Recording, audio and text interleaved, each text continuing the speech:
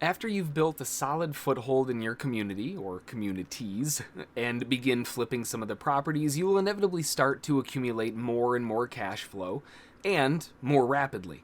What a wonderful problem to have, eh? So then how do we best utilize these profits to keep the train rolling?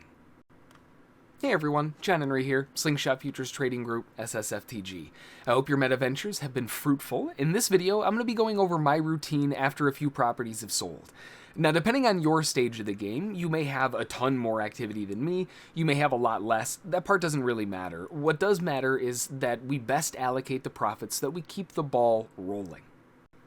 Just like everyday investing with stocks, futures, crypto, whatever, the goal is that eventually it appreciates in value, right? Some folks look to buy and hold for ages, while others look for quick flips and smaller profits. The one thing that we all cannot avoid, though, is simple supply and demand. And that's exactly what we get with a lot of these city releases. Eventually, there just aren't any more properties to be minted. When a city sells out of properties to be minted, well, there's only one thing left to do if you want to buy anything in that area. It's to buy it from the secondary market, to buy it from people who are flipping properties, who are selling their properties. When the supply goes to zero, the demand goes up, right? It's kind of how that works.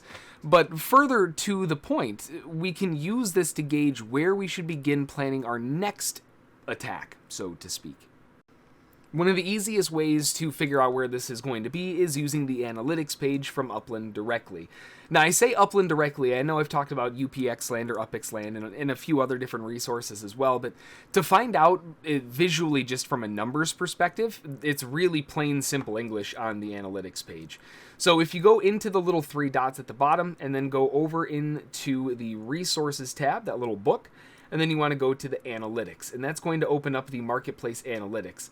And from here, what we're going to look for is what is actually available, how many properties are available, where those properties are available, and because this is where we can figure out unminted properties. We can scroll down a little bit further, and what I want to look for are non-FSA. I can't buy FSA properties, and a lot of people if you invest even a little bit, you end up not being able to buy FSA properties as well. So I look at false. There are still places, which we'll look at in a second here, like New Orleans, which will have no FSA properties, but when we're looking for ones that do have FSA properties, right? Well, they do actually have some. So there's a little bit of a difference there. But if we're looking at non-FSA only, right? So false here. We want to go through the cities and we want to see what's actually available. So in Chicago, you'll notice, well, wait a minute, it says 5.9K. Now, this is showing you the average price. So if we actually uncheck everything and look at what it's showing here, 5.9K is this one right here. Now, if you actually go to this one, this I believe is a locked property or something that we can't actually purchase right now. So it's not actually something that's even there. So that one doesn't really count. And if we look at something like New Orleans, if we uncheck all of those, 217.1 is what shows up on the list, and that's because the average price, there are only three. One of them is one that's locked, and the others are incredibly expensive. So obviously the average is going to be very high. New Orleans is a good example of one that's basically sold out aside from some very high-priced ones, and depending on when you're watching this, it could already be sold out. So that's what we really want to do, is plan our next attack in terms of how many properties are left. If we look at Chicago, New Orleans, all of those don't really have enough. But let's look at Kansas as an example. If we load up Kansas, we can see that there are 51,000 properties available, 51,321. That's a lot, right? That's a ton of properties. You'd be surprised how quickly those can go. But if we include Nashville as an example, we can see that there's now 95,000 properties. So you can see what I'm getting at here. As far as a demand perspective goes, it would make a lot more sense to accumulate properties in Kansas than it would in Nashville. So that would be the most logical next step. And if you'll notice where I am, I'm in Kansas City for a reason. That's why I'm here. So knowing that we're in the right place, now we want to figure out what's the base price that we're dealing with here. What kind of mint prices are we looking at, and where are they? We sorted it the wrong way. Those are the expensive ones. Let's flip it the other way around here. All right, so the base mint price is looking like about 9,500 or so.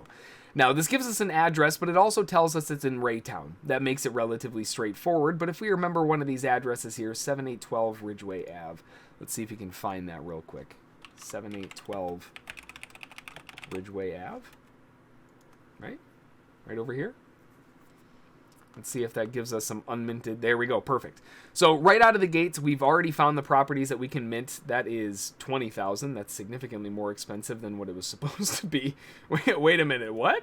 Hang on a second. I thought that was supposed to be like 9. All right. Well, we at least found some unminted properties. It's not exactly what I was looking for here, but this gives us at least an idea of where things are, and we can kind of work off of this. I was looking for some smaller properties. Here we go. Me over here. This is more like 18,000. And that's really kind of the goal here. I want to find the smaller properties, but not just the smaller properties. Small properties in general are going to be easier to flip, yes. But small properties that are interesting, even if you have to pay a little bit more for them, are going to be easier to flip. People love buying weird looking properties, odd properties, things that are kind of stuck in the middle of nowhere. You're always going to have better luck with oddities. Like, you know, as an example, even though it has no bearing on us in the real world, from the virtual world, being close to the World War Memorial might be something of interest. I can't buy an FSA property, but it would make sense as to why these other ones have been bought out. Even though they are much larger, that has a bearing on what's going on. You can see how large these are with this big property built in the middle of it. It looks incredibly tiny. But the goal here is to find relatively cheap properties that still line up and that are fitting well. Now, we do know that the best next spot is going to be in, well, Kansas, in Kansas City. So we can go in over to UPXLand, which is going to be my next favorite thing because it's a lot more up-to-date and a lot more reliable. Like we just saw, that last search didn't exactly work out too well. Let's see if this gives us something a bit better to work with here. So let's go to Kansas, and we want to find all of the unlocked properties that are non-FSA, please. And we will do a quick search. Now, based on this search, we can already see that the lowest mint price available is 10,000. So something has gone drastically wrong here as far as what we can see on the analytics page, but at least this is telling us where things are at. Grandview, Raytown, we're seeing a lot of similarities here. Let's see if we can find this address instead. Let's see, that's in Grandview, and there's a couple others. Let's give that a shot. And see if we can find some of these smaller properties. Now, we're seeing a lot of FSAs, and these are things that I can't buy. What are these guys over here? 10. Okay, yeah, so we are in the right place. So this is a great area that we can jump over. Now, here again, I have an option of this one for 10, which is in kind of nothing of interest. This one here, which is 12, again, nothing of interest. Or the corner property, which is 14. Yes, it's a little bit more, but it's the corner property, you know, a little bit factor of interest. It's going to be easier to flip. So my next natural spot to go then is going to be over here. I better get some sends. Jeez, I've only got 6 left. Holy cow! We'll have to run around and do a quick send gather as well. But let me get this out of the way here. Go through that. We'll send over there. We'll grab a couple of those properties here. Come on now, update for me. There we go. So let's buy this corner one here, 14,268. Now that we've got that locked, what we can do now that we've purchased it, if we're going the wrong way, the cool thing about landing in an area that you want to buy up anyway is that you can just send the one that you just bought. So if I wanted to go there, it doesn't cost any sends. You'll notice that there's no fee here to go, which is kind of nice. Now, that said, I'm actually kind of going the direction that I want to go. I was hoping that I would go a little bit more this way to grab some of these corner properties. But either way, we've got a nice little area of interest here that we've already picked up. And we can kind of play off of that to kind of bounce our sends. But you get the idea. Now that we've navigated to the next area of interest, I'm not expecting these things to flip tomorrow. They might, depending on how aggressively you price them, right? There are going to be a lot of people who are looking for a good price who don't necessarily want to pay the fees to fly all the way over to Kansas City if they want to pick up some properties on the cheap. They're okay paying a little bit above mint. So if you're pricing aggressively, sure, they might start flipping as early as tomorrow. But being realistic, we still know that there was 50-some thousand pages of properties left, or 50-some thousand properties left. It's going to take some time before these start kicking off, which is why I like accumulating a few at a time. Buy a couple of them. And if there's a large release with a new city, then you can go a little bit more into town and go crazy.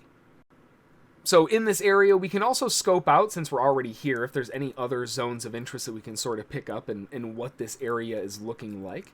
Let's see. Jeez, this thing's huge. 5,000 in terms of the property size. Okay.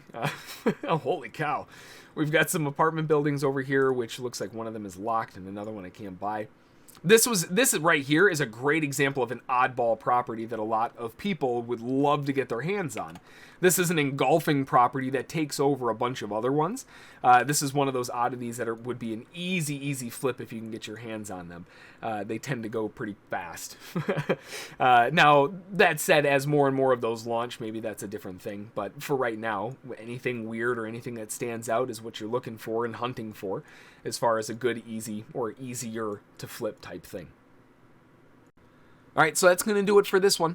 I hope you found it useful. And don't forget, if you haven't joined UPLAND yet, you can find my referral link in the description below, which will get you going with a nice starting UPX bonus and a bonus on your first purchase if you decide to invest a bit more. Huge win-win for clicking a link to play a game.